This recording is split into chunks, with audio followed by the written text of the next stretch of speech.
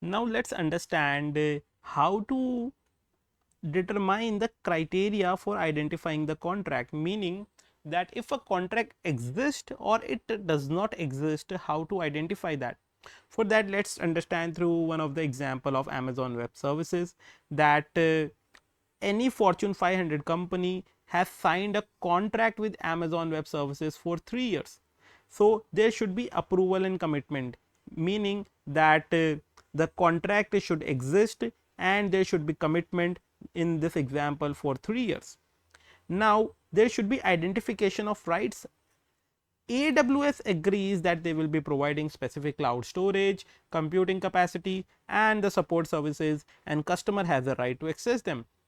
So both of the parties' rights are being identified, that what they will be getting when the AWS will provide these services, Amazon or I can say they will be getting the money from the customer. So rights identification is essential.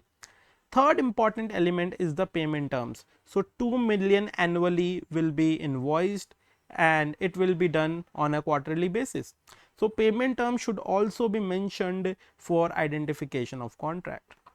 Fourth important element is the commercial substance. Now AWS simply knows that what cash flow they will be receiving.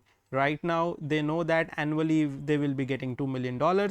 So for 3 years they will be getting $6 million, and the periodicity of these 6 million will be on an invoice of quarterly basis.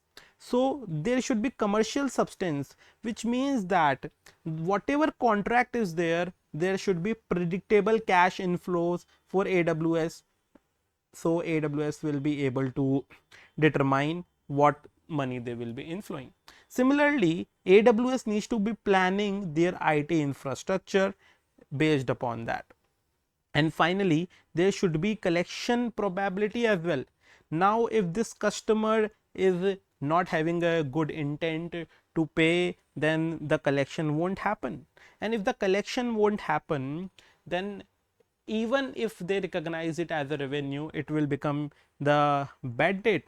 So effectively the probability of collection should be there, and the customer should be financially strong, and collection probability should be there. So effectively there are 5 criteria for identifying a contract. First, there should be approval and commitment, then there should be rights identification, then the payment term should be there, and the commercial substance should exist, and finally probable collection should be there.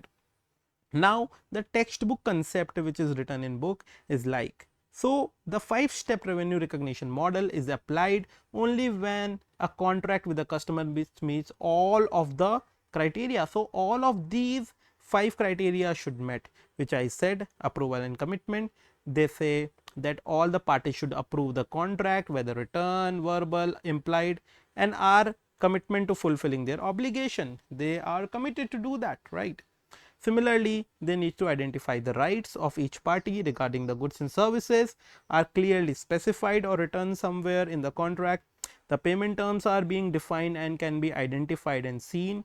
Commercial substance should exist, like it how it will change entities future cash inflow in terms of amount, risk and timing. And finally the collection should be probable, that there should be customers intent and ability to pay, meaning there should be both of these things. If the customer's intent is bad, he won't pay even he is having the money, so the probability doesn't exist. If the customer is not having the money and became bankrupt, even in that case he is not being able to pay, so the collection probability is not there. So this needs to be checked again, and that entity will collect substantially all the consideration whatever they owe. So these are 5 important, I can say, criteria to see if a contract exists or not. I hope you understand this.